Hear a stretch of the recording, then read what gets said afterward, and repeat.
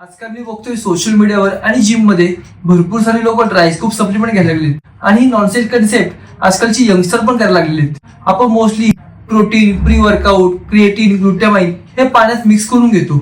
मग काय हुशार लोक येतात आणि विचार करतात, आशकुश तुफानी करते. मग कसं तर ते डायरेक्ट सप्लिमेंट डायरेक्ट तोंडात टाकणार आणि मग कुणी विचारलं हे असं केल्यावर काय होतं तर ते उत्तर देतात की हे डायरेक्ट आमच्या बॉडीमध्ये जातं आणि एक आम्हाला वेगळं एनर्जेटिक फील होतं. मग त्यांना विचारलं तुम्हाला हे कोणी सांगितलं तर ते सांगतात आम्हाला असं केलं खूप भारी वाटतं. हे सगळेजण सोशल मीडियावर रील्स बघून येऊन असं कधी ट्राय करतात. प्री वर्कआउट हे ऑलरेडी ऍक्टिंग असतं, अजून ह्याला किती ऍक्टिंग पाहिजे. हे तुम्ही पण स्वतः करत असाल तर हे स्टॉप करा. It can be very dangerous. असं केल्याने खूप लोकांना ब्रिदिंग इश्यू, अस्थमा अटॅक आलेले आहेत.